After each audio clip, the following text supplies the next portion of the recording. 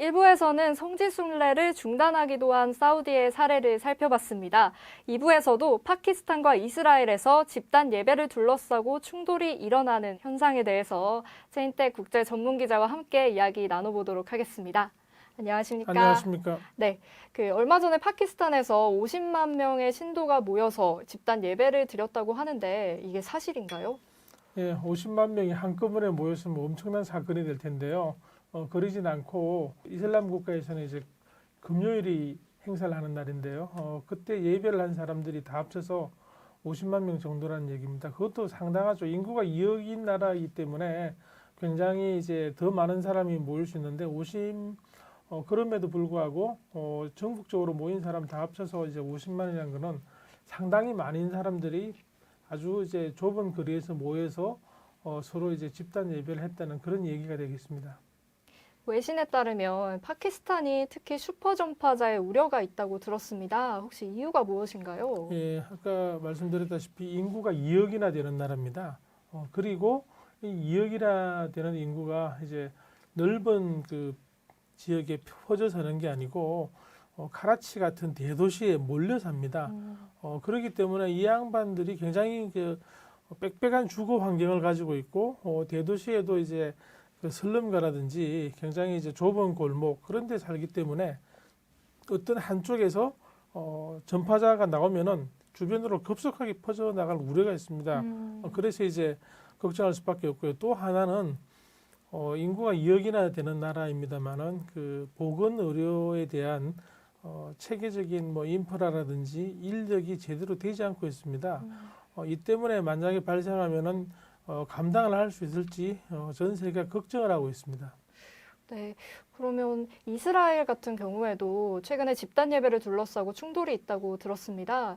관련 내용 전해주시죠. 예, 이스라엘은 인구가 이제 800여만인데요. 그 중에서 한 15%에서 20%가 팔레스타인계 그러니까 이제 무슬림이나 기독교도들이죠. 이분들이고 나머지는 이제 유대인들인데요. 네.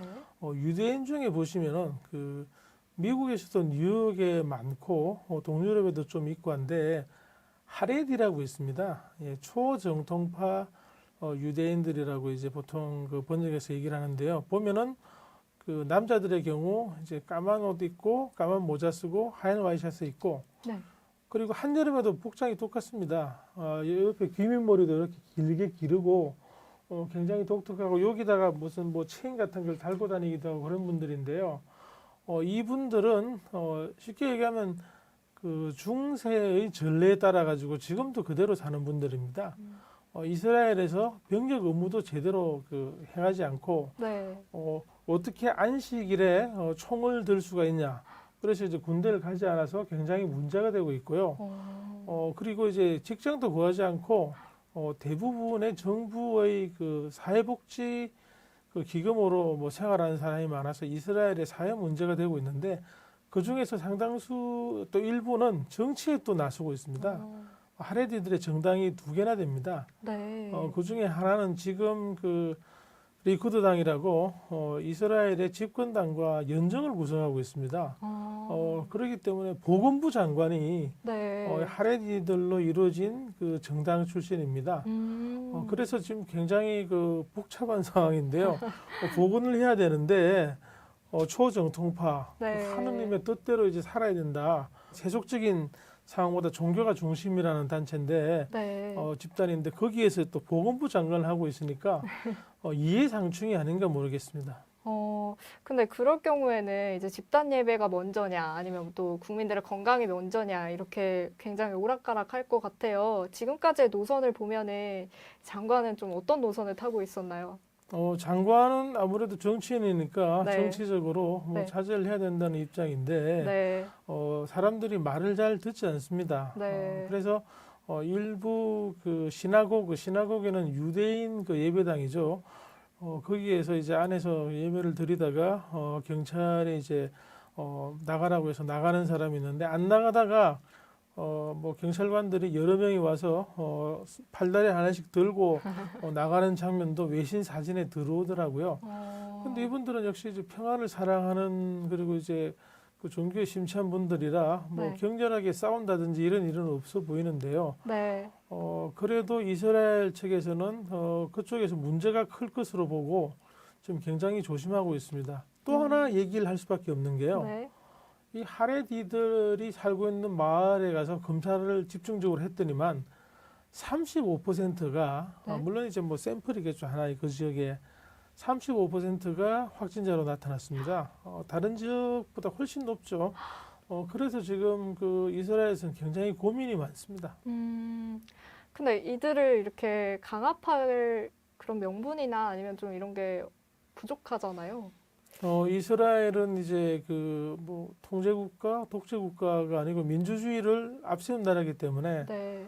민주적으로 서로 대화하고 설득하고 이게 합리적이라고 얘기를 해야 되는데 종교 앞에서 세속의 합리적인 얘기가 어디까지 먹힐지 그게 굉장히 걱정입니다. 그리고 이분들은 지금 그 2020년을 사시는 게 아니고 네. 머릿속에는 아주 오래전에 만들어진 종교적인 규범 속에서 이제 사시는 분들이라 고민이 많죠. 이렇게 집단 예배를 하다 보면은 앞으로 코로나19 예방에 있어서도 걸림돌이 될 수 있겠네요. 아, 그렇죠. 이게 이제 뭐 외신 기사 중에 그 굉장히 좀 가슴에 다가오는 내용 중에 하나가 미국 남부의 바이블 벨트, 네. 거기는 이제 목사님들이 권력이 아주 강한 곳인데, 네. 거기에서 이제 집단 예배를 하다가 좀 슈퍼 전파에 우려가 있다는 이제 그런 걱정 속에서 얼마 전에 이제 그 장면이 전 세계에 방송되기도 했죠. 그 바이블 벨트. 그리고 파키스탄의 그 인구 많은 지역에서 하고 있는 집단 예배.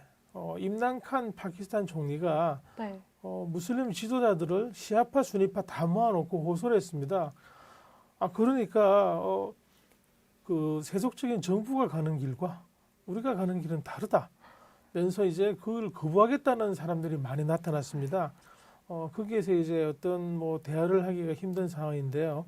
이스라엘에서도 지금 뭐 대화를 시도하고 있습니다만은 그 뭐 벽창호라고 그러죠. 아주 고집센 그 소가 벽창호인데 그 소의 귀에다 대고 얘기를 하는 것과 비슷한 그런 상황입니다. 그래도 민주주의 국가다. 그러면은 서로 이제 계속 대화를 하면서 피해를 줄일 수 있는 방안을 찾아봐야겠죠. 그러면 마지막으로 마무리를 하면서 이야기를 해보자면 우리나라에서도 일부 종교단체가 이렇게 집단 예배를 강행을 하고 있잖아요. 어떤 사회적 거리두기 그리고 신앙이냐 이 둘 중의 균형을 좀 어떻게 맞춰가야 할까요? 그 뭐 신앙과 전례에 대해서는 세속에서 함부로 얘기할 것은 아니라고 생각합니다. 그렇지만 거기에서 어떤 문제가 발생해서 사회 사람들이 엄청난 바이러스에 감염되고 그 질환을 앓는다면은 거기에 대한 사회적 책임을 어떻게 할 건지 생각을 좀 해야 될 것 같습니다. 역시 중요한 거는 이 사회 속에서 함께 살아나가는 길, 그리고 이제 신앙과 그 사회적 이익, 방역 사이에 균형을 유지하는 게 중요하지 않는가 그렇게 생각해 봅니다. 오늘 최인택 국제 전문 기자와 함께 집단 예배 그리고 이슬람 종교, 유대 종교까지 해서 여러 가지 갈등 속에서 어떻게 코로나19를 예방해야 될지에 대해서 이야기 나눠봤습니다. 고맙습니다. 감사합니다.